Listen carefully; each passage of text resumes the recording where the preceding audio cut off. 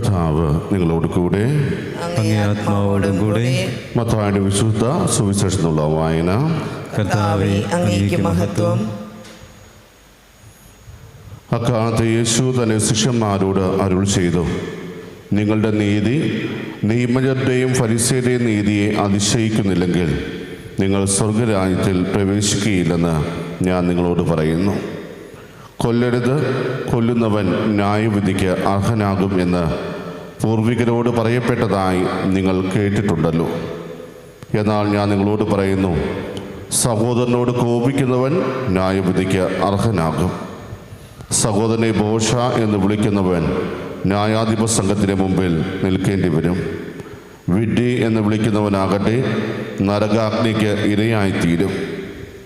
നീ ബലിപീഠത്തിൽ കാഴ്ച അർപ്പിക്കുമ്പോൾ നിന്റെ സഹോദരന് നിന്നോട് എന്തെങ്കിലും വിരോധമുണ്ടെന്ന് അവിടെ വെച്ച് ഓർത്താൽ കാഴ്ചവസ്തു അവിടെ ബലിപീഠത്തിന് മുമ്പിൽ വച്ചിട്ട് പോയി സഹോദരനോട് രമ്യതപ്പെടുക, പിന്നെ വന്ന് കാഴ്ച അർപ്പിക്കുക. നീ പ്രതിയോഗിയോട് വഴിക്ക് വച്ച് തന്നെ വേഗം രമ്യതപ്പെട്ടുകൊള്ളുക, അല്ലെങ്കിൽ പ്രതിയോഗി നിന്നെ ന്യായാധിപൻ സേവകനും ഏൽപ്പിച്ചു കൊടുക്കും. അങ്ങനെ നീ കാരാഗൃഹത്തിൽ അടയ്ക്കപ്പെടും. അവസാനത്തെ ചില്ലിക്കാശും കൊടുത്തു വീട്ടുവോളം നീ അവിടെ നിന്ന് പുറത്തു വരികയില്ലെന്ന് സത്യമായി ഞാൻ നിന്നോട് പറയുന്നു. കർത്താവിൻ്റെ സുവിശേഷം. ക്രിസ്തുവേ, അങ്ങേക്ക് സ്തുതി.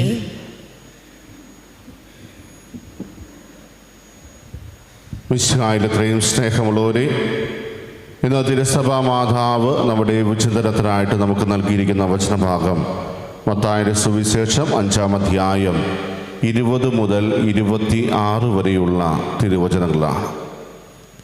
ഇന്നത്തെ സുവിശേഷത്തിൻ്റെ ആദ്യ വചനം തന്നെ ഇപ്രകാരമാണ് പറയുക. തൻ്റെ ശിഷ്യന്മാരോട് യേശുനാഥൻ പറയുകയാണ്, നിങ്ങളുടെ നീതി നിയമജ്ഞരുടെയും ഫരിസേരുടെയും നീതിയെ അതിശയിക്കുന്നില്ലെങ്കിൽ നിങ്ങൾ സ്വർഗരാജ്യത്തിൽ പ്രവേശിക്കുകയില്ലെന്ന് ഞാൻ നിങ്ങളോട് പറയുന്നു. അപ്പോൾ തൻ്റെ ശിഷ്യന്മാരോട് ഈ ഒരു വചനം പറയണമെങ്കിൽ അതുവരെ നിയമജ്ഞരും ഫരിസേരുമെല്ലാം ഫോളോ ചെയ്തിരുന്നതിൽ എന്തൊക്കെയോ പ്രശ്നങ്ങളുണ്ടെന്ന് യേശു വ്യക്തമാക്കുവാൻ ആഗ്രഹിക്കുകയാണ്. അവരുടെ നീതി എന്ന് പറയുന്നത് ചിലത് മറ്റുള്ളവരെ കാണിക്കുവാൻ വേണ്ടി ചെയ്യുന്നതാണ്.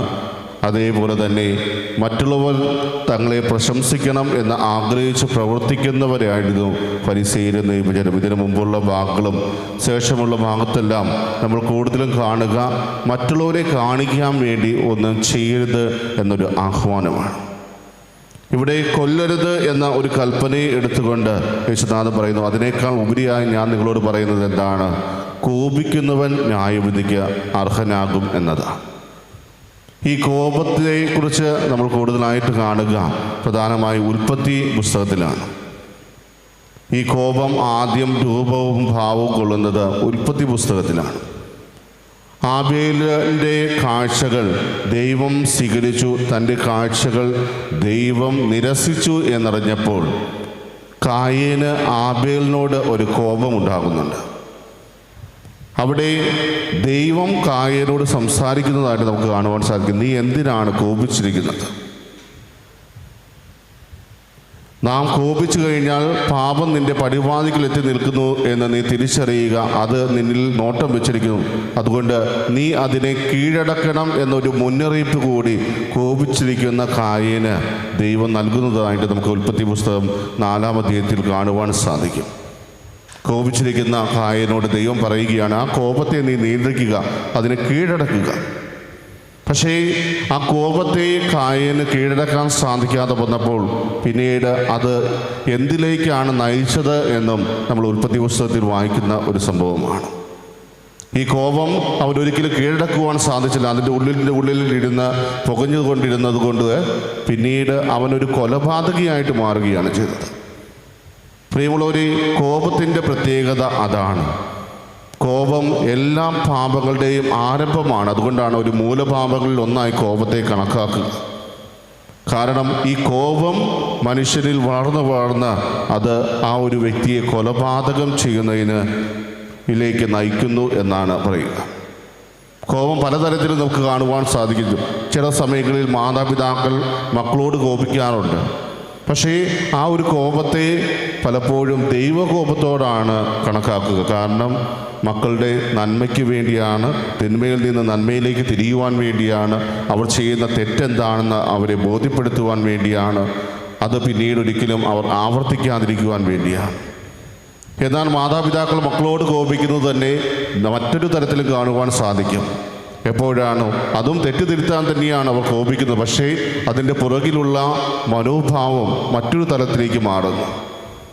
എൻ്റെ മകൻ ഒരു തെറ്റ് ചെയ്യുമ്പോൾ മാതാപിതാക്കൾ അവനോട് കോപിക്കുന്നു, പക്ഷേ അതേസമയം അവൻ്റെ മനസ്സിലുള്ള ചിന്ത, ഈ ഒരു തെറ്റ് മൂലം എൻ്റെ പേരിന് എന്തെങ്കിലും കോട്ടം തട്ടിയോ, ഈ ഒരു തെറ്റ് മൂലം ഞാൻ മറ്റുള്ളവരുടെ മുമ്പിൽ അപമാനിതനായിട്ട് മാറില്ലേ എന്ന ഒരു ചിന്തയാണ് അവരെ നയിക്കുന്നതെങ്കിൽ പ്രിയമുള്ളവരെ, തീർച്ചയായും ആ കോപം ഒരിക്കലും നല്ലതായ ഒരു കോപമല്ല. അതുപോലെ തന്നെ ഈ കോപം മനുഷ്യനിൽ എങ്ങനെയാണ് കടന്നു വരിക? അത് വെറുപ്പിലേക്ക് നയിക്കുന്ന ഒന്നാണ് കോപം. ഈ കോപിക്കുന്ന വ്യക്തി പലപ്പോഴും ഉപയോഗിക്കുന്ന വാക്കുകൾ അവന് കൺട്രോൾ ചെയ്യാൻ പറ്റിയെന്ന് വരില്ല. കോപിച്ചിരിക്കുന്ന അവസ്ഥയിൽ ഒരുപക്ഷെ അവൻ ചീത്ത വാക്കുകൾ ഉപയോഗിക്കാം, അല്ലെങ്കിൽ നമ്മുടെ കൂടെ നിൽക്കുന്ന വ്യക്തികളെ വേദനിപ്പിക്കുന്ന തരത്തിലുള്ള വാചകങ്ങൾ അവൻ്റെ വായിൽ നിന്ന് വരാനുള്ള സാധ്യതയുണ്ട്. അപ്പോൾ ഈ കോപം എല്ലാ തരത്തിലും ഒരു വ്യക്തിയെ കീഴടക്കുന്ന ഒന്നാണ്.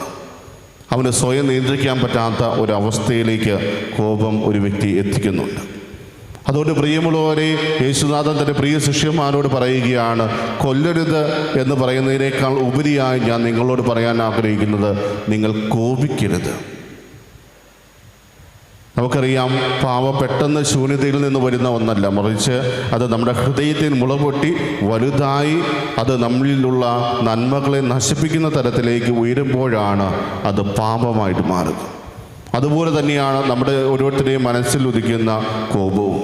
ആ കോപം ഒരു മനുഷ്യനെ നശിപ്പിച്ച് കളയും, അവൻ്റെ ഉള്ളിലുള്ള നന്മകളെ പൂർണ്ണമായും അവരിൽ നിന്ന് എടുത്തു മാറ്റും. ഇന്നത്തെ സുവിശേഷത്തിൻ്റെ 2-ാം ഭാഗത്തേക്ക് വരുമ്പോൾ രമ്യതപ്പെടുവാനാണ് കർത്താവ് പറയുക. വെറുപ്പും വിദ്വേഷമൊന്നും വെച്ച് പുലർത്തേണ്ട കാര്യമില്ല. നീ ബലിയർപ്പിക്കാൻ പോകുമ്പോൾ നിന്റെ സഹോദരന് നിന്നോട് എന്തെങ്കിലും വിരോധമുണ്ടെങ്കിൽ, നിനക്കല്ല, നിനക്ക് സഹോദരന് വിരോധമുണ്ടോ എന്നല്ല, നിന്റെ സഹോദരന് നിന്നോട് എന്തെങ്കിലും വിരോധമുണ്ടെന്ന് നീ ഓർക്കുകയാണെങ്കിൽ ആ ബലിവസ്തു അവിടെ വച്ചതിന് ശേഷം അവരോട് പോയി രമ്യതപ്പെടുവാനാണ് കർത്താവ് പറയുക. പ്രിയമുള്ളവരെ, ക്ഷമ നമ്മുടെ ജീവിതത്തിൽ ഏറ്റവും ആവശ്യമായ ഒന്നാണെന്ന് വെളിപ്പെടുത്തുന്ന ഒരു വചനം കൂടിയാണിത്. പ്രിയമുള്ളവരെ, ഇവിടെ നമ്മളൊന്ന് ആലോചിച്ച് നോക്കുക, നമ്മൾ ആരോടാണ് ഏറ്റവും കൂടുതൽ വെറുപ്പും വിദ്വേഷവും വെച്ച് പുലർത്തുക? നമ്മൾ അതിനെക്കുറിച്ച് കൂടുതലായിട്ട് ആലോചിച്ച് കഴിഞ്ഞാൽ നമ്മുടെ ജീവിതവുമായി ഏറ്റവും ബന്ധപ്പെട്ട് കിടക്കുന്ന വ്യക്തികളോടാണ് നമ്മൾ വെറുപ്പും വിദ്വേഷവും പുലർത്തുക. നമ്മുടെ സഹോദരങ്ങളോടായിരിക്കാം, നമ്മുടെ ബന്ധുക്കളോടായിരിക്കാം, അല്ലെങ്കിൽ നമ്മുടെ ഏറ്റവും വലിയ സുഹൃത്തുക്കളോടായിരിക്കാം ഒരുപക്ഷെ ഏറ്റവും കൂടുതൽ വെറുപ്പും വിദ്വേഷവും വെച്ച് പുലർത്തുക. നമ്മളിൽ നിന്ന് അകന്നു നിൽക്കുന്ന വ്യക്തികൾ നമ്മളെ വേദനിപ്പിച്ചാൽ ആ വേദന നമ്മൾ പെട്ടെന്ന് മറന്നു കളയും. അതേസമയം നമ്മൾ സ്നേഹിക്കുന്ന നമ്മുടെ സഹോദരങ്ങളായ വ്യക്തികൾ, നമ്മുടെ ബന്ധുക്കളായ വ്യക്തികൾ, നമ്മുടെ സുഹൃത്തുക്കൾ നമ്മളെ ഒന്ന് വേദനിപ്പിച്ചു കഴിഞ്ഞാൽ അത് നമ്മുടെ ഉള്ളിൽ വെറുപ്പും വിദ്വേഷവുമായിട്ട് മാറും. പ്രിയമുള്ളവരെ, ആ ഒരു അവസ്ഥയിലേക്ക് വരുമ്പോൾ നമ്മൾ സംഭവിക്കുന്നത് എന്താണ്? ആ വെറുപ്പ് നമ്മളെ ഒരു കൊലപാതകത്തിലേക്കാണ് നയിക്കുക.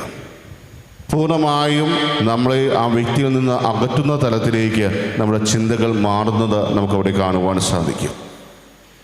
പ്രിയമുള്ളവരെ, അതിന് ഏറ്റവും പ്രധാന കാരണം എന്ന് പറയുന്നത് നമ്മൾ അമിതമായി പ്രതീക്ഷ വയ്ക്കുന്നു എന്നാണ്. എൻ്റെ സഹോദരനിൽ നിന്ന്, എൻ്റെ ബന്ധുക്കളിൽ നിന്ന്, ഞാനുമായി ഏറ്റവും അടുത്ത് നിൽക്കുന്ന വ്യക്തികളിൽ നിന്നും കൂടുതലായിട്ട് നാം പ്രതീക്ഷിക്കും. നമുക്ക് അർഹമായതല്ല, അതിനേക്കാൾ കൂടുതലായി നാം പ്രതീക്ഷിക്കുമ്പോൾ ആ പ്രതീക്ഷയ്ക്ക് വിരുദ്ധമായി എന്തെങ്കിലും സംഭവിച്ചാൽ അത് വെറുപ്പിനും വിദ്വേഷത്തിനും കാരണമായി മാറും. അതുകൊണ്ട് ഇന്ന് ഈ ദീപബലി സംബന്ധിക്കുമ്പോൾ നമ്മളോട് തന്നെ ചോദിക്കുന്നത്, നമ്മൾ എപ്രകാരമാണ് നമ്മുടെ സഹോദരങ്ങളോട്, നമ്മുടെ ബന്ധുക്കളോട്, നമ്മളുമായി ഇടപഴകുന്നവരോട് പെരുമാറുന്നത്? അവരെ സ്നേഹിക്കുവാനാണോ നാം കൂടുതൽ സമയം കണ്ടെത്തുന്നത്, അതോ അവർ ചെയ്യുന്ന തെറ്റുകളിലേക്കാണോ ഞാൻ കൂടുതൽ ശ്രദ്ധ പതിപ്പിക്കുന്നത്? ഞാൻ അവരിൽ നിന്ന് കൂടുതലായിട്ട് എന്തെങ്കിലും പ്രതീക്ഷിക്കുന്നുണ്ടോ? എൻ്റെ പ്രതീക്ഷയ്ക്ക് വിരുദ്ധമായി അവർ എന്തെങ്കിലും ചെയ്യുകയാണെങ്കിൽ എനിക്ക് അവരോടുണ്ടാകുന്ന വെറുപ്പ് എനിക്ക് അത് കൺട്രോൾ ചെയ്യാൻ പറ്റുന്ന ഒന്നാണോ? ഞാൻ അവരോട് കോപിക്കുമ്പോൾ അവരുടെ നാശമാണോ ആഗ്രഹിക്കുന്നത്? അതോ അവരെ തെറ്റിദ്ധരുത്താൻ വേണ്ടിയാണോ ഞാൻ അവരോട് കോപിക്കുന്നത്? പ്രിയമുള്ളവരെ, ഈ മേഖലകളിലെല്ലാം നമ്മൾ ഏതെങ്കിലും തരത്തിൽ വീഴ്ചകൾ വരുത്തിയിട്ടുണ്ടെങ്കിൽ ഇന്ന് ഈ ദിവ്യബലിയിൽ കർത്താവിനോട് നമുക്ക് മാപ്പിരക്കുകയും അതോടൊപ്പം കർത്താവേ, അങ്ങയുടെ സ്നേഹം ഞങ്ങളിലേക്ക് നിറച്ച് എപ്പോഴും പരസ്പര സ്നേഹത്തോടെ മുന്നേറാനുള്ള കൃപ തരണമെന്ന് നമുക്ക് യാചിക്കുകയും ചെയ്യാം. അതിന് സർവശക്തനായ ദൈവം നമ്മെ ഓരോരുത്തരെയും സമൃദ്ധമായിട്ട് അനുഗ്രഹിക്കട്ടെ. ആമേൻ.